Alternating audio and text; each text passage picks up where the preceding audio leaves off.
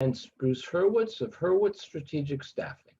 You can find us on the web at hsstaffing.com. I hope you'll consider us for all your staffing, career counseling, and speech writing needs. I am delighted to be joined today by Angel Ribo. We will be discussing how to reinvent yourself, pivoting in a crisis. Meet the Experts is sponsored by P&K CPAs. P&K is a full-service accounting firm. They provide accounting and consulting services to businesses ranging from startups to small and mid-cap companies to nonprofits as well as high-net-worth individuals. Contact them today for a free consultation at pk-cpas.com or call them at 973-882-8810. They will be happy to be of service. Angel, welcome to the show. Thank you. Thank you very much, Bruce. Thank you for having me. It's a pleasure to be here. And obviously, thank you, everybody who's listening to us today. Well, the pleasure is mine. Please take a minute or two and introduce yourself to our viewers. Thank you. Absolutely. So I am originally from Barcelona, close to Barcelona, but I've lived in Plano, Texas for the last 10 years. Basically, what I do for a living, I help both corporate CEOs and established entrepreneurs who hire me to bridge the gap globally for expansion and exposure as a way to accelerate the growth of their businesses. And I'm able to do that because, before I started my own business 5 years ago, I had worked and I had helped more than 1,500 CEOs in 33 different countries.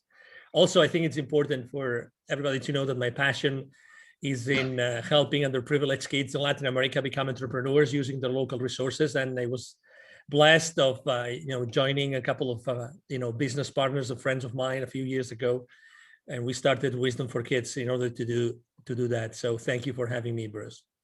It's my pleasure. Reinventing yourself and pivoting. How do you define pivot?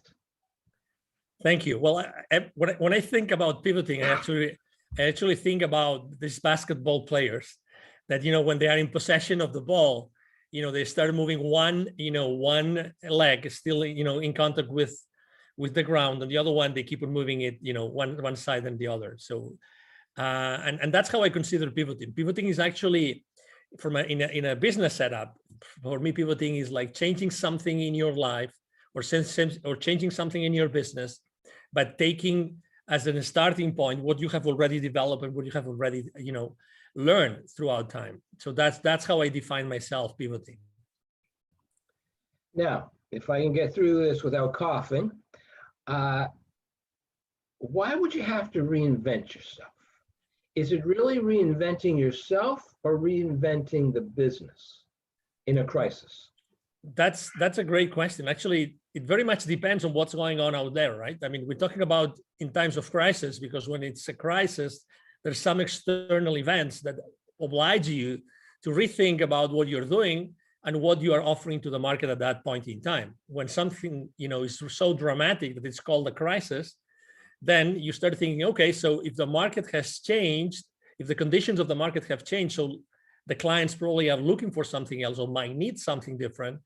How can I do it? And to your point, you might have to reinvent yourself. You might actually have to learn new skills. You might have to go down paths that you've never been before, or maybe not. Maybe you can just, expand what you already were providing to your clients or to your market and take it from there. So it really depends on, I would say, how you have to pivot, or how do you have to provide additional products or services to the market.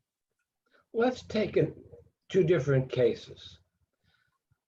And obviously the crisis that's in the background, the 800-pound gorilla in the room, is COVID-19. Okay. Let's say we have a business, an MSP, an IT service provider. Now they have to deal with Zoom. They have to deal with cybersecurity at a level that they never had to deal with before.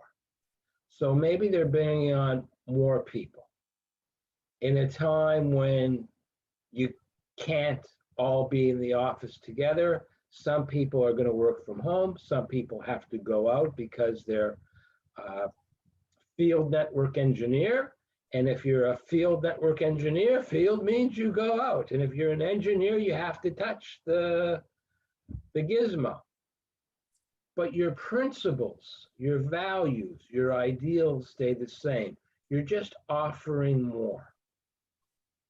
As opposed to a restaurateur who now has to lay people off and change the business model. The first case, they were just growing. In this case, they're changing the business model. We're no longer going to be serving food inside. People are going to come to the window or to the door, or we're going to rush out to their car, and we're going to hand them their order. So the business model has changed. So describe for us the pivot and the reinvention as you see it in both cases. Okay, so great question. I love when the rubber hits the road, Bruce. So I'm enjoying these conversations. In the first case, well, let's not forget, first of all, Bruce, that not everybody likes to do everything. So it could perfectly be that there's an IT services company who's filled, right? Maybe they don't really like to provide the kind of services that the market is requesting. So that's a possibility. But let's say, for the sake of the example, that this IT services company is willing to provide this service to their marketplace, right? So they're going to probably have to learn a little bit more. They will have to learn additional skills because they will have to provide additional services. They might have to hire new people. I always like to consider that every single pivoting has to take into consideration 4 different factors. Number 1, your passion. Do you really want to provide that? Do you really like to do it? Number 2, is there a market for that? Is there a market? Does the marketplace really want that service, right? Number 3, your expertise, and that's why I was mentioning, skills. Do the people around you, do your friends, do your current clients, do your prospects consider that you really know about that subject matter so you can provide this service? And number 4, the fourth pillar is the market going to pay for it? And I mean, is it a service or a product that you're going to provide? In this case, it's an IT service company. Is this service going to be paid for in the market enough so that you will be able to make a living? So, and you actually compare those 2 markets in a very obviously conscious way, because IT services and high tech in general, last year actually they thrived pretty well. I've seen many public companies' financial statements online on their websites and of IT services companies, and they did really well because there was this whole bunch of additional problems that their customers faced, like the ones that you described, and they were open and willing to do it. They had the expertise to do it, right? So they put in place and probably had to recruit additional people. So they put in place additional people with additional skills, and they started to think, okay, so how can we provide this service so it is still profitable for the company, and we provide it to our clients in a way that is really going to help them be profitable. Don't forget that at the end of the day, if your clients don't stay profitable, it's not ethical. You were talking about values, right? It's not ethical to provide your clients with a product offer that is not going to still keep them profitable and still offering or delivering value to their shareholders. So that would be example number 1. In the case of example number 2, which is a restaurant, right? So probably as example number 1, the clients still want that service, but they cannot have it face to face because of the restrictions. So as you very well described, they changed the model. Let's revisit those 4 pillars. Okay. So number 1, passion. Okay. So is that business is still passionate about cooking food and offering food? Well, cooking food for sure, because that's what they used to do. But what about offering food? What about the interaction with the client? They will have to decide, in this case, if they're still passionate about changing their business model and offering that food, that service food, or that food service, excuse me, in a different way. In this case, probably it's going to be like they will deliver it in the curbside, or they will even partner up with another company to provide it to their end clients through these home delivery services, right? So that's one thing. The second is the expertise. So do they really know how to do it? How will they have to do it? What are these additional skills of, will they have to adapt their kitchens? Will they have to adapt the rest of the of the facility in order to make it more suitable for the kind of services that they're going to provide their clientele, right? That's very important. Number four, is there a market for this? Obviously, I think that we all keep on eating, right? We all keep on eating, and I think that we all still have disposable income in general. The clients of the restaurant industry, we all have disposable income, and we still want to, hey, today I don't feel really like, cooking, or I don't really feel like spending so much time in the kitchen. Why not buying somewhere else? Why not? Maybe we can go to that restaurant face to face. We cannot sit, on a table, but we can still, grab something, or we can have some of those intermediary companies to buy that from us, and we can have it. And number four, it's the market. Is the market going to pay for it? Definitely. I think that we have seen over and over again since last year that everybody was willing to pay this additional amount of dollars, whatever percentage it was, in order to have this amazing food, those delicacies that they would love to eat on site, to still have them delivered to the place.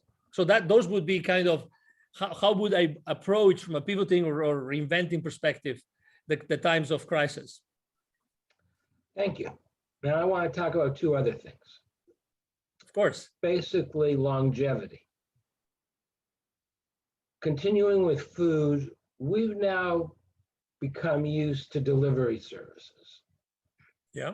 I have 3 blocks over there, a very nice diner that I used to go to occasionally. Okay. Haven't been there since February of 2020. All Okay. right. Next week, I get my second Pfizer shot. From what I've heard, I'm not going to be feeling very well next week. Okay. But the week after, I may decide, okay, I now am supposed to be safe. I'll go in and I'll get something to eat. First time eating out. But I've also had the necessities of life delivered. For example, a pastrami sandwich. All right, I can't get a pastrami sandwich at the diner. They don't know what pastrami is. It's not good. I tried. Other things are good, not the pastrami. So there's a kosher deli, and I can get it delivered. It costs a little bit more. But there will come a time when people will say, you know what? Let's go out and eat. Let's not get delivered. There are going to be fewer deliveries. On the other hand, I very much like the idea of the supermarket delivering my food so I don't have to carry a lot of heavy bags. That, for me at least, is going to continue indefinitely. You're providing services based on a crisis, and once the crisis is over, how do you keep your clients utilizing those services? Because those services are going to remind you of the crisis, which you want to forget. I think that, well, number one, there's uncertainty, right? We're talking about uncertainty in the marketplace. So I think that we still don't know for how long, let's say, these business models have to be in place. For how long, or are those business models going to be in place, or those different ways to provide services and products to their clients? I think that we still don't know. So maybe the question is, I think that, and I'm going to relate to what typically happens when someone is launching a startup, some entrepreneur is starting their own business. I think that the most important thing is always being in touch with the market. There's something called like the minimum viable product. You probably, or service, you're obviously familiar with that. I think that being in touch with your client, consistently with your client, is going to give you the answer to what you just asked me.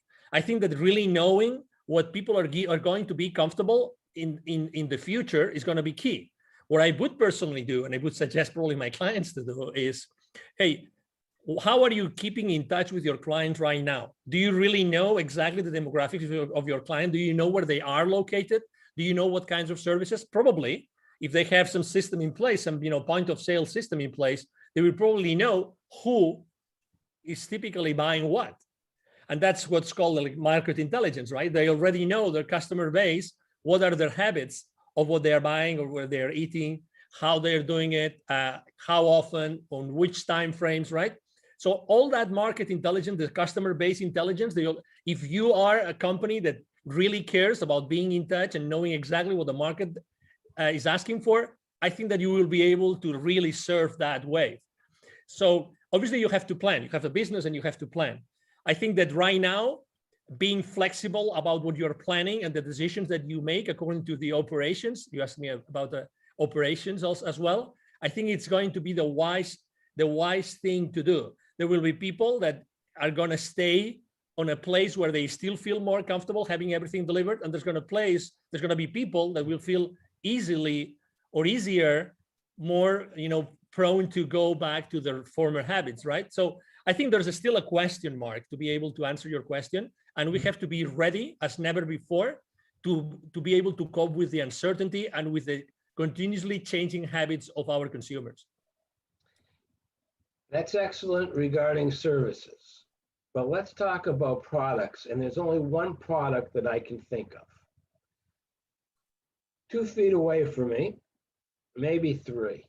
So to make you comfortable, 1 meter away from me are 2 gaiters. You know, the masks that don't have the strings for the ears. Okay. The 3 original blue masks that everybody bought a year ago. 2 black masks that I shouldn't have bought on Etsy. And once it's over with, I don't need any more masks because I can wash the gaiters. The other ones, for whatever reason, I haven't thrown away. I probably should. I doubt I would use them. There are companies now that most of their income are from masks. And that demand is going to disappear. So how do they pivot with their inventory, with their machinery, to something new? Because people are not going to want to wear masks forever. I agree. So we're talking about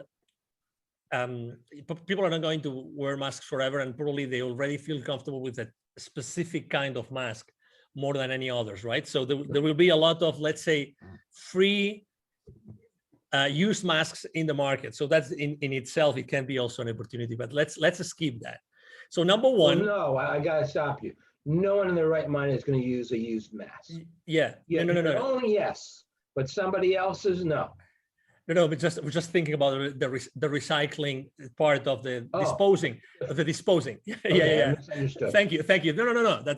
It's all good. For the sake of the exercise, is a great conversation. So they have, number one, don't forget that these companies are having an income right now because they have clients. So even if it's a product as opposed to a service, these guys already have some clients, and they're supposed to know exactly what the clients need today and what they're going to need in the future. They have established already some business relationships, and there's some loyalty from those clients towards those vendors, in this case, ourselves, right? So I think that it would be wise if they started to think what, according to their experience and according to that relationship, if they start to talk to their clients and know, okay, so whenever this, I don't know if to call it wave or bubble, goes away, or you don't need as many as before, what do you think that we could provide you with? We think we understand your business, but what do you think you're gonna need? Again, and there's, as you know, probably not everybody has an inventory. A lot of people are just brokers or intermediaries, right? So it depends really on what your business model is. But what I would be doing is, okay, so if I've been able to provide you with this kind of product, okay, what about Mr. Customer? What about this other product that is related, that maybe I can use similar ways for manufacturing it, but it still can provide it still can provide a service. I remember in the beginning of this crisis, we talk about masks today, but we could talk about probably like gels, and many other things that are a lot of different companies, even automotive industry, started to as you remember, manufacturing different products, right, in order to use their spare production capabilities to fulfill the market needs, right? So I think it's gonna be the exact same thing, but the difference is that you made a statement, which is we're not going to need as many masks in the future. So I think that this is a lower level of uncertainty compared to what we said before. So I think that you can plan for a downtrend in the market of a specific product, and you can start thinking about, okay, so my production facility, in case it's my own production facility, how can I repurpose it so that I can try to have the same clients use a different product that can be of service to them moving forward, right? And that's why I think that as far as you really own the relationship with your clients and with your market, you are really in a very good position to pivot and to offer and to manufacture other products that can be of service. The only thing, I'm not trying to be funny here, but I have been able to think of is what else comes with a cloth and a string. And the only thing I could think of were parachutes and bibs. And two more divergent products I can't imagine. Mm-hmm. And I'm not sure that you would want to be in a plane and jump out of the plane knowing that your parachute was manufactured by the company that manufactured the bib that your child wears. All right, but maybe. I agree. As you know, it's a matter of certification, right? You will have to you will have to plan. You will have to have a business plan in place, and you will have to decide if all these additional, things that you have to do in order to be certified to serve, a similar kind of audience with a completely different product. I mean, again, it's a matter of what are the habits, what are the consumption habits of that market that you already have in place, of those clients that you already have in place. But to your point, I mean, nobody will allow you to sell another product unless it's gone through all the different, due diligence or the due diligence process that is necessary. But I think that there has been a lot of creativity and a lot of innovation in the market for the last 12 to 14 months due to the need to serve a different market or a market with different needs. And I think that has really been a very good thing. And I think that entrepreneurs and companies in general, they have learned so much about, the theory of constraints, things like what are the constraints in my business? How every single, business decision impacts the profitability of the company. These kind of things, I think that all those conversations have taken place. They have not taken place in many corporations, but they were a need last year. And I think that has obliged a lot of companies to decide what route to take in many different directions.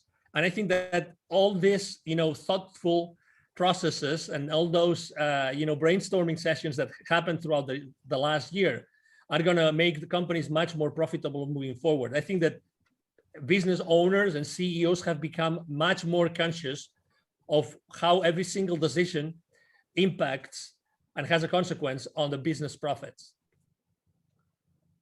The final question, which I ask all my guests, what haven't I asked you that you wish I had asked you? Well, I think that you're a very funny person. I really enjoy the different, cases or questions that you asked me. Probably you should have asked me what's the most funny question anybody has ever asked you.